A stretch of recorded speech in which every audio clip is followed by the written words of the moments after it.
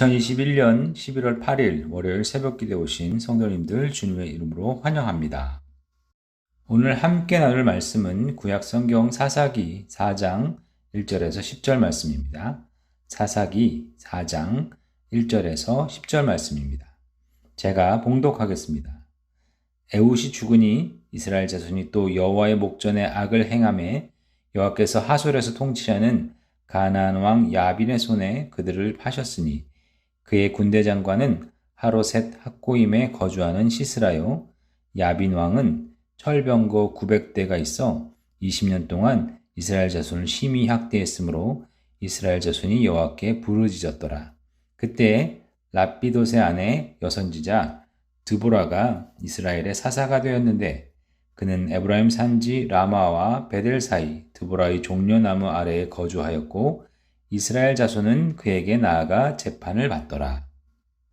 드보라가 사람을 보내어 아비노함의 아들 바락을 납달리 게데스에서 불러다가 그에게 이르되 이스라엘의 하나님 여호와께서 이같이 명령하지 아니하셨느냐? 너는 납달리 자손과 스불론 자손 10,000명을 거느리고 다볼산으로 가라. 내가 야빈의 군대 장관 시스라와 그의 병거들과 그의 무리를 기송강으로 이끌어 내게 이르게 하고 그를 내 손에 넘겨주리라 하셨느니라. 바락이 그에게 이르되 만일 당신이 나와 함께 가면 내가 가려니와 만일 당신이 나와 함께 가지 아니하면 나도 가지 아니하겠노라 하니 이르되 내가 반드시 너와 함께 가리라. 그러나 내가 이번에 가는 길에서는 영광을 얻지 못하리니 이는 여호와께서 시스라를 여인의 손에 파실 것임이라 하고 드보라가 일어나 바락과 함께 게데스로 가니라. 바락이 스불론과 납달리를 게데스로 부르니 10,000명이 그를 따라 올라가고 드보라도 그와 함께 올라가니라. 아멘. 사사시대 동안 이스라엘이 불순종하고 죄를 지어 공경에 처했을 때마다 하나님은 그들을 불쌍히 여겨 구원해 주셨습니다. 이를 위해 사사라는 종들을 세우셨는데 사사기에 등장하는 대표적인 12명의 사사들은 거의 남자들이었지만 오늘 말씀에 등장하는 드보라만 여자였습니다. 가부장적 이스라엘 문화에서 여자 사사의 등장은 충격적이기까지 합니다.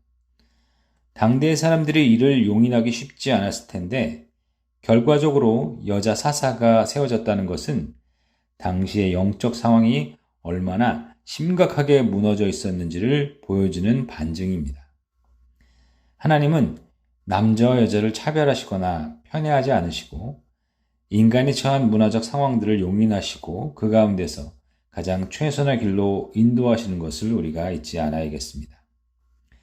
드보라 시대에 이스라엘을 괴롭혔던 가나안 세력은 하솔 지역에서 통치하는 야빈 왕이었습니다. 여호수아 11장을 보면 하솔의 야빈 왕은 여호수아 시대 때 이미 크게 패망해서 세력을 잃었다는 것을 알 수 있습니다. 그런데 이 야빈 왕은 더 큰 힘을 휘어서 지금은 이스라엘을 지배하는 세력이 되어버렸습니다. 야빈은 이스라엘을 20년이나 통치하며 핍박했습니다. 그런데 이스라엘은 20년 동안 이를 벗어나기 위해 얼마나 애를 썼을까요? 어떤 신학자는 이스라엘이 가장 공공해져 간절하게 주를 찾을 때까지 하나님께서 기다리셨다가 그들을 구원하셨다고 해석합니다. 만일 이게 맞다면 이스라엘은 영적으로 너무나 게을렀다고 볼 수 있습니다. 20년 동안 그들은 열심히 또 간절히 주를 찾지 않았다는 말입니다. 지금 우리 공동체가 처한 영적 현실은 어떤가요? 여러분 위기를 느끼시나요? 그렇다면 얼마나 간절히 주님의 도우심을 구하고 계신가요? 대답하기 부끄럽다면 우리는 다시 각성해야 할 것입니다. 사실 우리가 각성해야 한다는 것을 머리로는 알고 있지만 우리 스스로 우리에게는 그럴 힘이 없다는 것을 또 알고 없기 때문에 실제로 각성할 수 없다는 것이죠. 우리가 정말로 간절해지도록 우리를 흔들어 깨워달라고 기도해야 하겠습니다. 드보라 사사는 함께 동역할 바락이라는 한 남자를 세우고 군사적 명령을 내렸습니다. 그 내용을 보면 조금 상식적이지 않은 부분이 있습니다.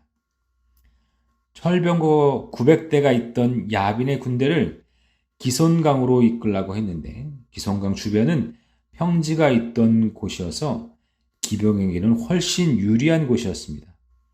보병만 있던 이스라엘에겐 너무나 불리하고 기병이 있던 야빈의 군대에겐 너무나 유리한 상황을 드보라가 만들어낸 것이죠. 그리고 덧붙이기를 여호와께서 이 말도 안 되는 상황에서 이스라엘을 구원하실 것이라고 했습니다. 사람의 능력과 힘으로는 도저히 이길 수 없는 상황 가운데 여호와 하나님께서 구원해 주심으로 하나님만이 유일한 구원자이심을 증명하시려는 것이었습니다. 죄로 가득한 세상 가운데 죄인으로 사는 우리들에게는 스스로를 구원할 능력이 전혀 없습니다. 하루하루 살아갈 힘도 없는 우리가 어떻게 스스로를 구원할 수 있겠습니까? 주께서 예수 그리스도의 십자가 사건 당시 모든 죄를 한 번에 사라지게 하실 수 있었지만 주님은 그렇게 하지 않으셨습니다.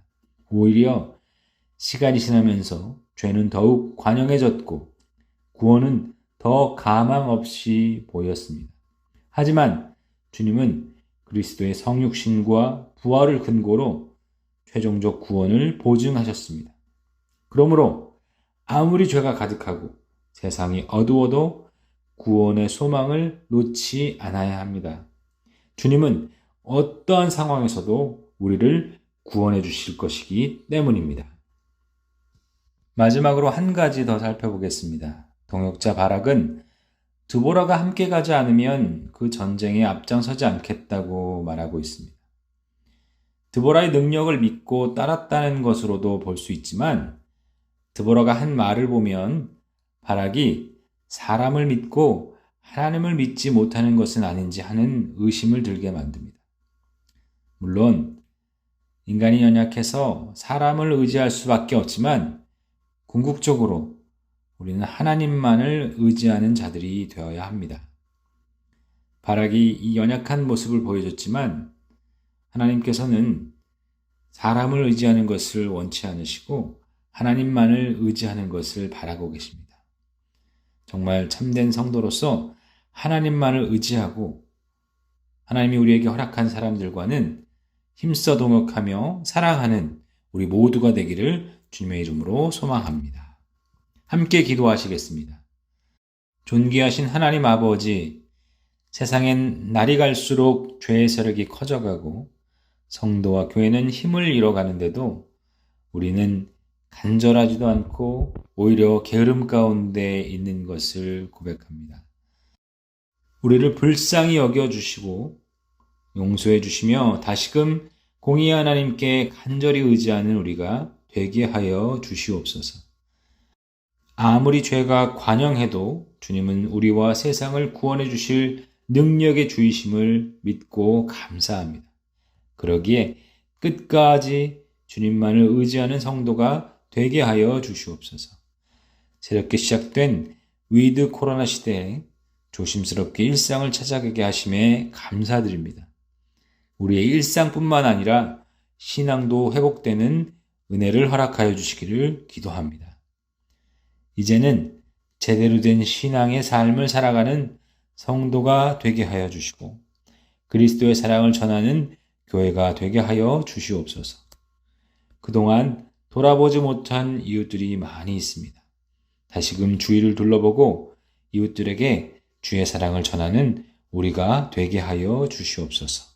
이 모든 것을 감사드리오며 우리 주 예수 그리스도의 이름으로 기도드릴 때 우리 구주 예수 그리스도의 은혜와 하나님 아버지의 극진하신 사랑하심과 성령 하나님의 감화감동하심이 사랑하는 모든 성도들 머리 위에 영원토록 함께 있을지어다. 아멘.